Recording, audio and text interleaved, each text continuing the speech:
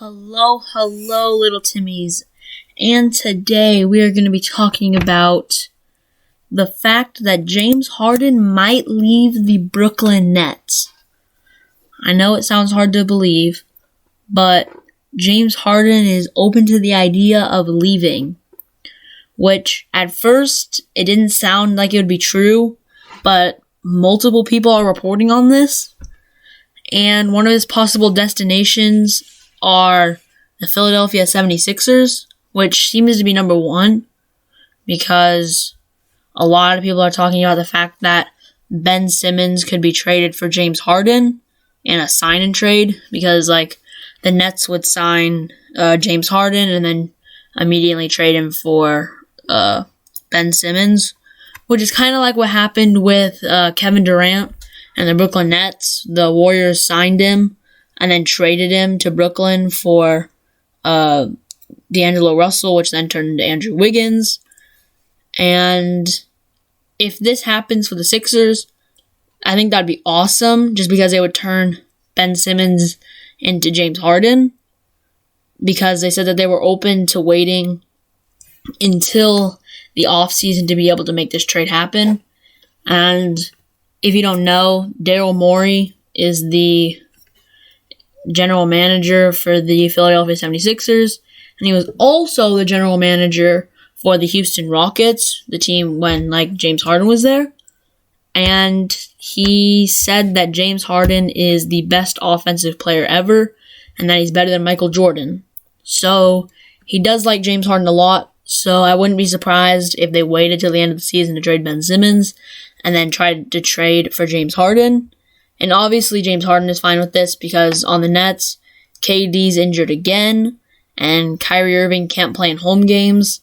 So currently, when they're at home, all they have is James Harden. And the rest of their team is not good. Blake Griffin, he's fallen off a cliff. LaMarcus Aldridge, he's alright. Patty Mills is pretty good.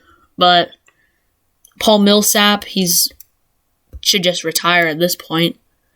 But I could see why he would go to Philly, just because he has Joel Embiid. And the Sixers might possibly also have to package Tobias Harris, just for money reasons and stuff, to make it all work. But even if he just went there, there's Tyrese Maxey, Joel Embiid, Seth Curry's there. I think that he would win more on that team than he is currently, just because KD isn't healthy and Kyrie can't play in home games. And with the new style that James Harden has had to play with on the Brooklyn Nets, where he doesn't score as much, he's passing more, I think if he were to go to the Philadelphia 76ers, he would be scoring a lot more. And that would also be cool just to see him with Joel Embiid, because it's kind of like when he was with the Rockets with Dwight Howard, when Dwight Howard was supposed to be all super good and stuff. And Dwight Howard, he was fine, but he was not the superstar that he was in Orlando.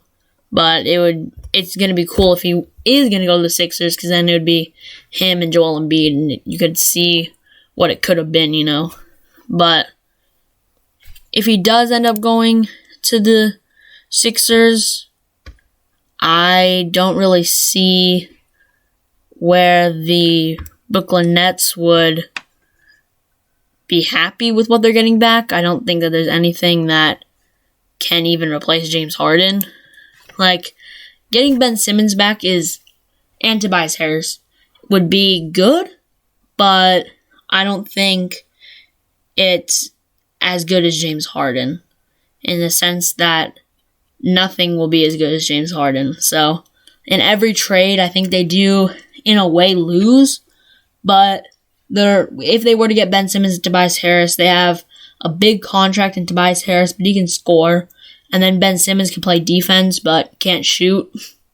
And he can score in the paint, but without being able to shoot, he's kind of not as good, And I think that Brooklyn Nets fans would not be so happy about that. But there's also reports that the Knicks are open to trading Julius Randle, which I don't think they're going to trade Julius because last season he averaged 24 points, 10 rebounds, and 6 assists. And he was an all-star last year, which was his first ever. And everyone was rooting for Julius Randle. The Knicks were the 4th seed, so they were a high seed in the playoffs. They ended up losing to the Atlanta Hawks, though. But they had high expectations going into this year because they got Evan Fournier and Kemba Walker. But this season, the Knicks are the current 12th seed. And Julius Randle is averaging 18 points, 10 rebounds, and 5 assists, which isn't that bad. His assists and rebounds have dropped, but not that much. His scoring is down to 18 points, which isn't that bad. But compared to when he was averaging 24 last year, it's not that good. Especially when you play for a team like the Knicks, where they look at you in such a light where you have to be good, kind of like the Lakers. So, I don't really see anyone who would want Julius Randle. Last season, he was shooting 41% from 3, and this season, he's shooting 30%. So, that's a big drop. And then his free throws gone down. He was 81% last year. He's down to 75. His field goal percentage is still the same, but he has taken a drop, but I don't think that it's that bad. I think that he could pick it up, but in the playoffs, he didn't really play that good.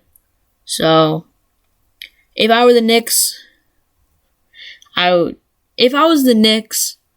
would start off by trying to trade Evan Fournier because they just signed him to a big deal and he's not playing that well. I just made a video of how they picked up Cam Reddish, which I thought was good, but they dropped from the time I made that video. They were the 10th seed, now they're the 12th. So, yeah, the Knicks are a tricky team because they were the 4th seed and then they tried to run it back, and now they're doing worse. Granted, Derrick Rose also got injured, which is unfortunate, but I think that they tried to fill their starting point guard role because they had last season they had Elfrid Payton, and they tried to get Kemba Walker, and Kemba Walker has just been a shell of himself ever since going to the Celtics, but he's currently averaging 16 points a game, which isn't bad like Julius Randle, but knowing what he was capable of when he was averaging 25 points per game on the Charlotte Hornets, it does suck. But yeah, they also picked up Evan Fournier. He hasn't been doing good this season. So they haven't really had much positives. So I could see a scenario where they trade Julius Randle and trade Kemba Walker and trade Evan Fournier. But with a team like that, you don't want to start over and go young just yet because they just got good and then all of a sudden Julius Randle started dropping and then the signings that they had weren't that good. But I could see if they try to pick up some guys in free agency or maybe they can make some noise at the trade deadline or something like that. But thank you for watching, and don't forget to like and subscribe, and I will see you all next time. Bye.